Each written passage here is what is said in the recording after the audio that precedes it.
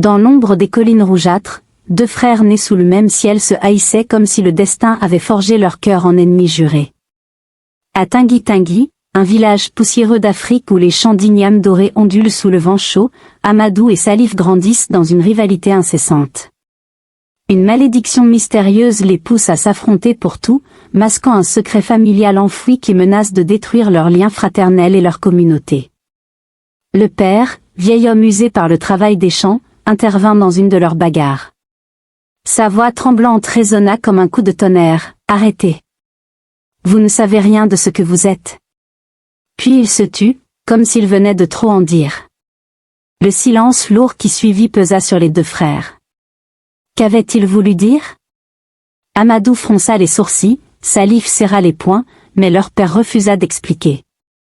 Cette nuit-là, chacun resta éveillé, prisonnier d'une même question. Quel était donc ce secret qu'ils ignoraient?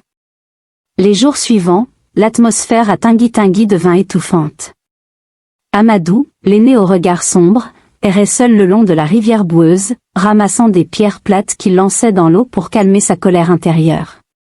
Il se rappelait les nuits où, enfant, il protégeait Salif des serpents qui rampaient près de leur case en adobe. Pourquoi cette haine maintenant? Était-ce la jalousie pour l'attention de leur mère, morte trop tôt d'une fièvre mystérieuse? Ou quelque chose de plus sombre, tapi dans les récits des anciens du village? Salif, vif et rusé, passait ses journées à grimper au manguier, cueillant les fruits mûrs qu'il mangeait en solitaire. Son esprit bouillonnait de questions. Il se sentait toujours le cadet, le second, celui qu'on remarquait moins. La phrase de leur père avait allumé une flamme de suspicion. Étaient-ils vraiment frères? Ou y avait-il un mensonge qui empoisonnait leur sang? La peur le rongeait, mêlée à une tristesse profonde, comme si un vide immense s'ouvrait en lui. Le village bruissait de rumeurs. Les femmes au marché, tissant des paniers sous les acacias, murmuraient que les deux frères portaient une malédiction ancestrale, héritée des esprits des collines. Les enfants les imitaient en jouant à se battre, mais avec des rires innocents qui contrastaient avec la rage réelle d'Amadou et Salif.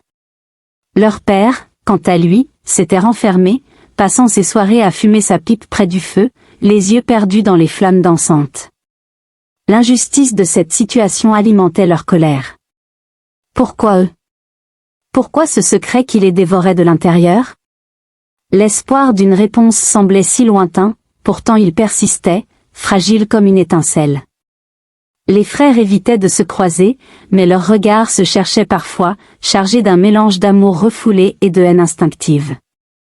Le suspense grandissait. Combien de temps ce silence tiendrait-il? Leur interrogation resta sans réponse, jusqu'au jour où un drame frappa Tingui, forçant le destin à révéler ses cartes. Un matin, des pillards venus des collines déferlèrent sur Tingui. Les maisons furent incendiées, les récoltes pillées, et les cris des habitants résonnèrent dans tout le village. Dans ce chaos, Amadou et Salif, pour la première fois de leur vie, se battirent côte à côte. L'un frappait avec puissance, l'autre esquivait et contre-attaquait avec agilité. Ensemble, ils étaient redoutables. Quand le silence retomba, couverts de sang et de poussière, ils se regardèrent. Dans leurs yeux brillait une étrange lueur, l'harmonie. Était-ce cela, leur véritable nature? La peur avait envahi Tingui comme une tempête soudaine. Les pillards, armés de machettes rouillées et de fusils volés, avaient surgi à l'aube, leurs chevaux soulevant des nuages de poussière rouge. Les flammes léchaient les toits de chaume, transformant les cases en brasiers infernaux. Les villageois couraient, affolés, une mère serrait son bébé contre elle, un vieillard trébuchait dans la boue, criant à l'aide.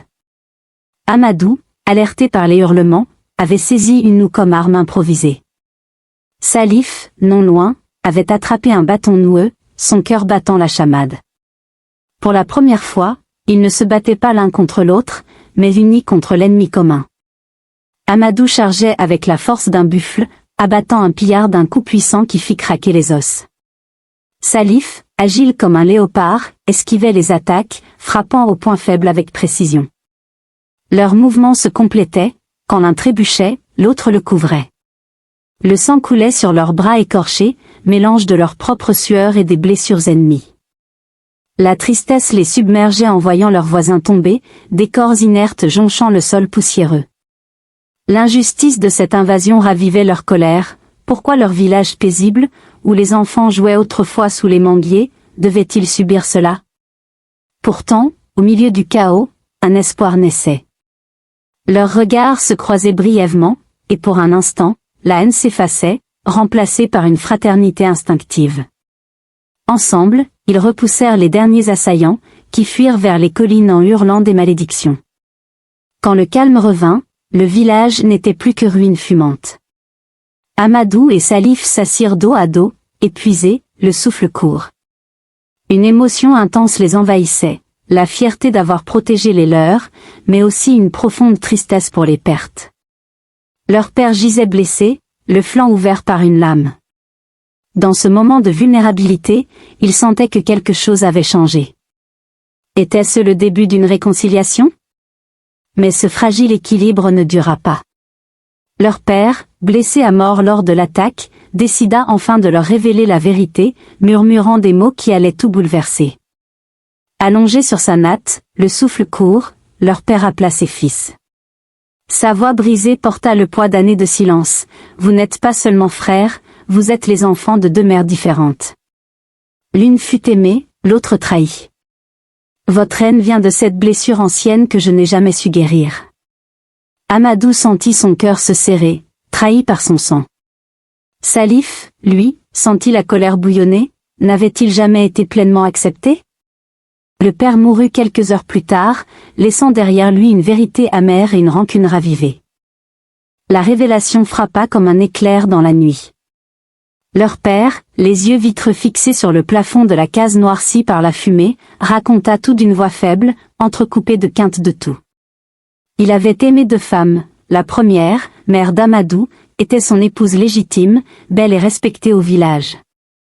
La seconde, mère de Salif, avait été une liaison secrète, trahie quand il l'avait abandonnée pour préserver les apparences. Les enfants, élevés ensemble, avaient absorbé cette trahison sans le savoir, transformant l'amour fraternel en haine instinctive. Amadou, assis près de lui, sentit une tristesse infinie l'envahir. Ses mains tremblaient en tenant celles de son père, ridées par des années de labeur dans les champs d'igname. Il se rappelait les caresses maternelles, rares mais chaleureuses, et réalisait maintenant pourquoi Salif en avait été privé. Une injustice profonde le rongeait. Comment un père pouvait-il semer une telle division? La peur de perdre son identité le saisissait, comme si son monde s'effondrait. Salif, de l'autre côté, serrait les dents, la colère bouillonnant en lui comme un feu mal éteint. Il revoyait les regards en coin des villageois, les murmures qu'il n'avait jamais compris. Était-il le fruit d'une trahison? L'espoir d'une famille unie s'évaporait, remplacé par une rage brûlante. Il voulait crier, frapper, mais se retenait, les larmes aux yeux pour la première fois depuis l'enfance. Les détails réalistes rendaient la scène vivante, l'odeur âcre de la fumée persistante, le bruit distant des pleurs des villageois, la lumière vacillante d'une lampe à huile illuminant les traits émaciés de leur père. Quand il expira, un silence oppressant s'installa. Les frères se regardèrent, chargés d'émotions contradictoires, tristesse pour la perte, colère pour le mensonge, et un espoir ténu de guérir cette plaie. Désormais, leur haine n'était plus seulement instinctive, elle était nourrie par une vérité douloureuse. Et bientôt, une nouvelle menace approcha du village, forçant un choix décisif. Alors que Tanguy Tanguy pansait ses blessures, une rumeur glaçante se répandit, les pillards reviendraient, plus nombreux, menés par un chef cruel. Le destin du village dépendait des deux frères. Amadou, loyal et attaché aux traditions, murmura dans la nuit, peut-être que la seule manière d'écrire notre histoire, c'est de la finir ensemble. Mais Salif, dans l'ombre, serrait une dague entre ses doigts. Devait-il combattre aux côtés de son frère, ou l'affronter une dernière fois pour briser la malédiction de leur sang? Leurs regards se croisèrent dans l'obscurité. Une fraternité pouvait renaître, ou une tragédie irréversible pouvait éclater. Les jours suivants furent marqués par une tension palpable. Le village, encore fumant des ruines, se préparait à l'inévitable. Les hommes affûtaient des lances sous les acacias, les femmes stockaient des vivres dans des jarres en terre cuite, et les enfants, terrifiés, se blottissaient contre leurs parents. Amadou organisait les défenses, sa voix ferme résonnant dans les assemblées. Il parlait de unité, de force collective, mais ses yeux trahissaient une peur profonde pour Salif. La tristesse de la perte de leur père pesait sur lui, mêlée à une colère sourde contre le destin qui les avait divisés. Salif, isolé près de la rivière, aiguisait sa dague sur une pierre, le cœur déchiré. L'injustice de sa naissance le consumait. Pourquoi porter le fardeau d'une trahison qu'il n'avait pas commise? Pourtant, des souvenirs d'enfance affluaient des jeux partagés, des rires étouffés ravivant un espoir fragile. Devait-il trahir son frère pour venger sa mère, ou unir leurs forces pour sauver Tanguy Tanguy? La nuit précédant l'attaque, ils se retrouvèrent seuls près du feu. Amadou tendit la main, notre sang est mêlé, malgré tout. Combattons ensemble, et brisons cette malédiction. Salif hésita, la dague cachée, les émotions intenses le submergeant, peur de l'échec, tristesse pour le passé, colère pour les mensonges, mais aussi un espoir naissant de rédemption. Au lever du soleil, les pillards arrivèrent. Les frères se tinrent côte à côte, leurs armes prêtes.